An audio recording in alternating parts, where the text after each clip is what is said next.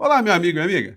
Este sábado promete muita movimentação aqui no Brasil, com um final de dia trazendo pesquisas, dados e informações que servirão para a gente entender melhor porque nós estamos agora em meio a uma campanha orquestrada que está unindo criaturas aos olhos de muitas pessoas improváveis. Me refiro às organizações Globo se unindo à extrema-direita bolsonarista ou à extrema-direita bolsonarista casada com as organizações Globo numa lua de mel sem precedentes. Isso deveria acender pelo menos algumas interrogações na cabeça dessa gente bolsonarista, que sempre classificou as organizações Globo como a Globolixo, eles são parciais, são aquilo, e elas são do sistema, enfim.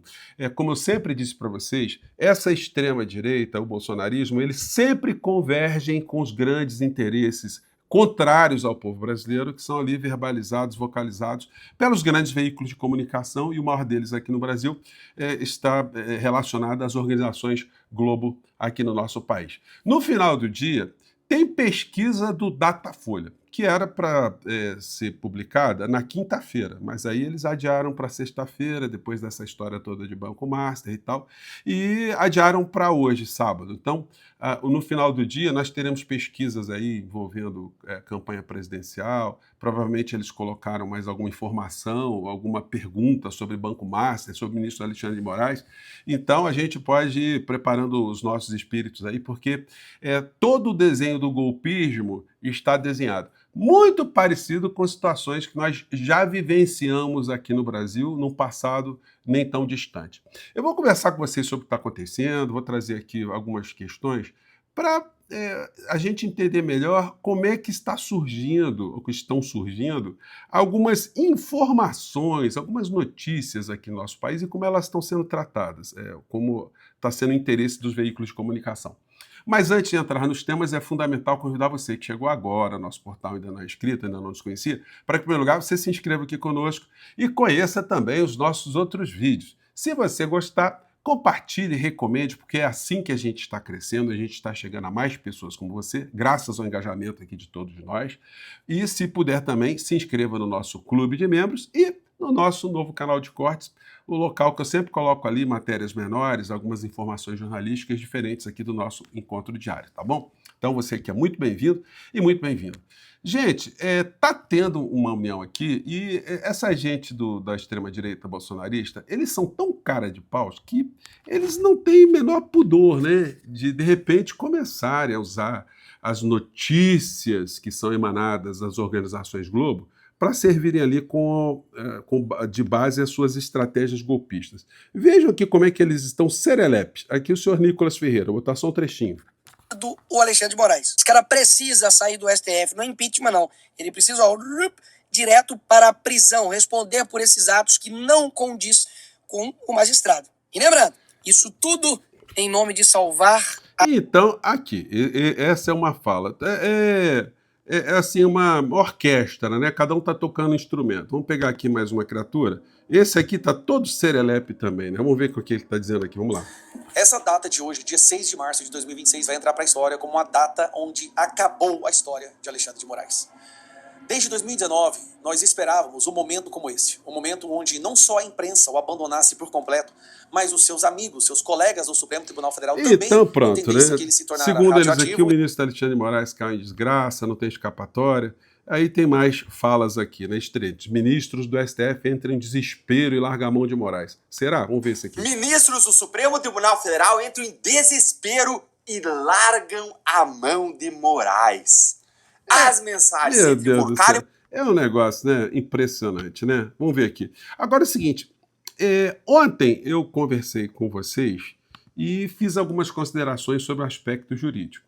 Se tudo aquilo que está sendo exposto se configura algum ato criminoso, mesmo que longínquamente. Dá para dizer assim, ó, essa conduta ou essa conduta atribuída ao ministro Alexandre de Moraes são condutas que, do ponto de vista objetivo do direito, elas criam algum tipo de conflito, algum tipo de crime, algum tipo de, enfim, algum tipo de infração A resposta, eu conversei com vocês, mas na sequência, logo depois do nosso papo, eu assisti o programa do Reinaldo Azevedo, que falou basicamente exatamente as coisas que eu falei com vocês também. Vamos pegar um trecho aqui, vamos lá.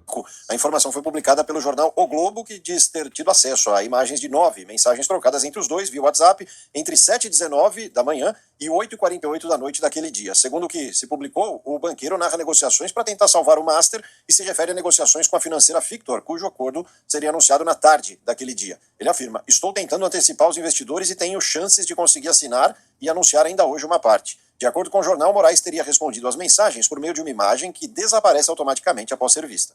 Isso, porque tem esse recurso. Já vou falar sobre... Veja só, ainda que todo o conteúdo que o Globo revelou seja verdadeiro, não tem nenhum crime ali, é bom ficar claro. Ou então apontem. Isso segundo o Código Penal, sei lá, ou o que quer que seja. Mas só que tem um probleminha aí que nós já vamos ver. E há uma questão aqui que eu quero lembrar. Vocês encontram fartamente noticiado que Vocaro teria simulado o interesse pela compra do banco pela Fictor. Todo mundo leu isso.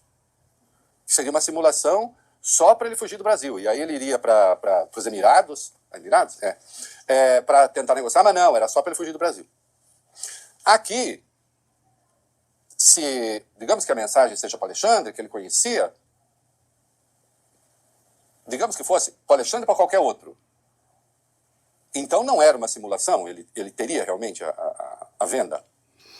Eu deixei rolar esse trechinho aqui da fala do Reinaldo Azevedo para mostrar que até mesmo o Vocaro parece estar com uma defesa bem estruturada. Vamos lembrar o seguinte, o Vocaro está preso preventivamente, ele está ali numa situação em que a medida cautelar visa evitar que ele se mova, que ele mexa em alguma coisa, que ele constranja testemunhas, etc, etc. Mas sequer uma denúncia foi oferecida contra ele. Ainda tem vários caminhos. A Polícia Federal precisa concluir inquérito, precisa mandar esse inquérito para o Supremo Tribunal Federal, cujo relator lá é o ministro André Mendonça, e o ministro André Mendonça precisa mandar para a Procuradoria-Geral da República para ela entender se é o caso de oferecer denúncia ou não. Então tem muita coisa ainda a ser percorrida no meio dessa história. Só que a gente está vendo uma ação até desesperadora de tentar mostrar que o ministro Alexandre de Moraes é um mafioso. Ele está envolvido com máfia. É isso que está nas entrelinhas.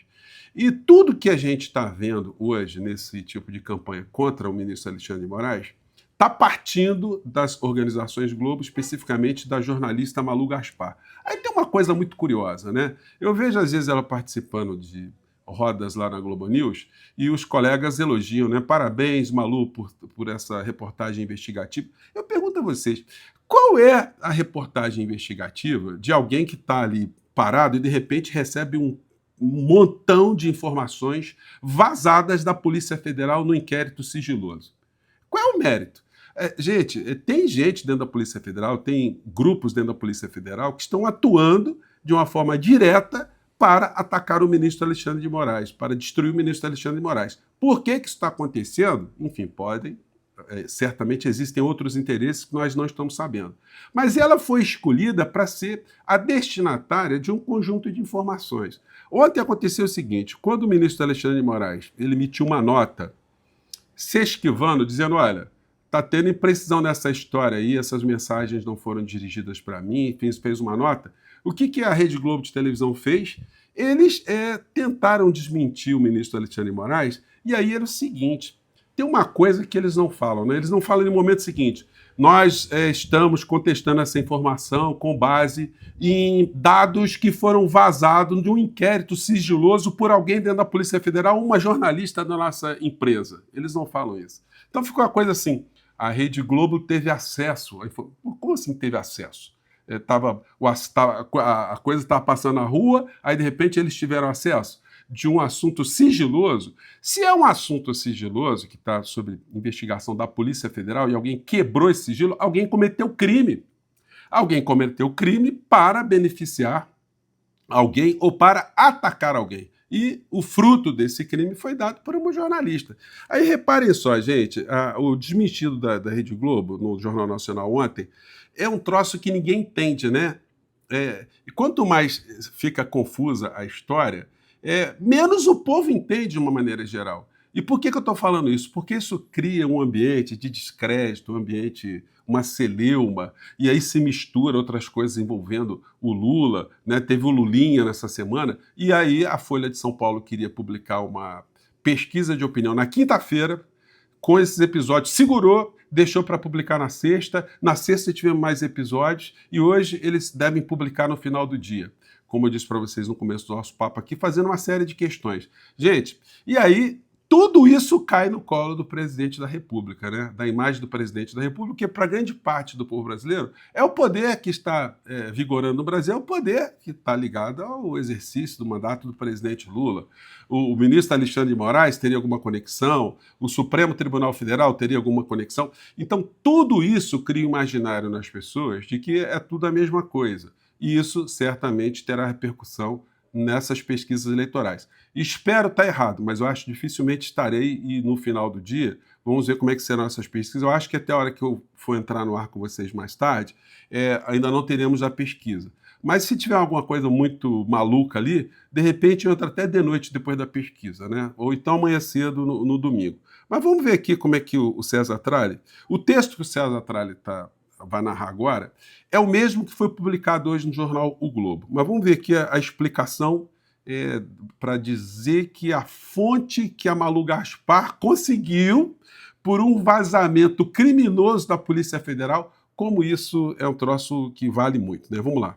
As mensagens trocadas no dia 17 de novembro entre Daniel Vorcaro e o ministro Alexandre de Moraes foram retirados do celular do dono do Master por meio de análise técnica da Polícia Federal. Que essa análise permite visualizar, ao mesmo tempo, a tela de WhatsApp com as mensagens e as imagens de visualização única nela contida. O jornal informa também que, diferentemente do material enviado à CPMI do INSS, o conteúdo a que o Globo teve acesso não é fruto de comparação entre os horários dos textos que constam em blocos de nota de Vorcaro e as mensagens enviadas por ele, embora coincidam, e sim, resultado da extração realizada por um software específico que exibe conjuntamente as mensagens e os arquivos enviados, revertendo na prática a visualização única da mensagem. No material exibido pelo Globo, constam no envio das mensagens o número e o nome do ministro Alexandre de Moraes, que foi conferido e checado pelo jornal.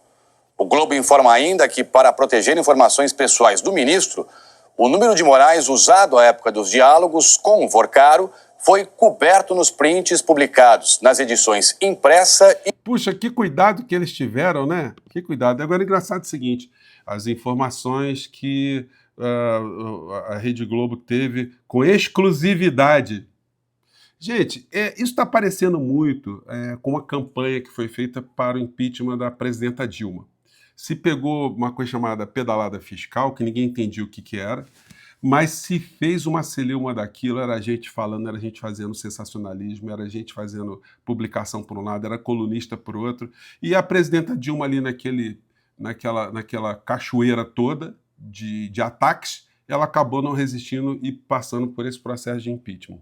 Nós já aprendemos essa lição, e não vai ser molezinha essa gente começar a entrar com pedido de impeachment contra o ministro Alexandre de Moraes, visando sabe Deus lá o quê. Talvez desacreditar tudo aquilo que o ministro Alexandre de Moraes fez, porque esse é o propósito que já está sendo ventilado pelo bolsonarismo. Destruir o ministro Alexandre de Moraes e, por consequência, tentar neutralizar tudo aquilo que ele fez.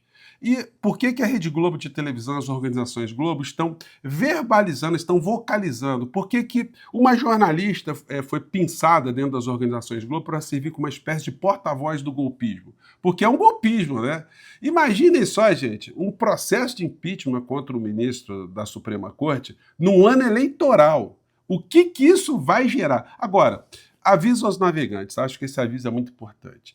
Num eventual processo de impeachment de um ministro da Suprema Corte, votado pelos senadores, todo senador que estiver sendo objeto de investigação no Supremo Tribunal Federal, que tem ali algum tipo de conexão com o ministro Alexandre de Moraes, que ele esteja como relator, ele tenha julgado, ele já tenha decidido, terá que se dar por impedido, não poderá votar.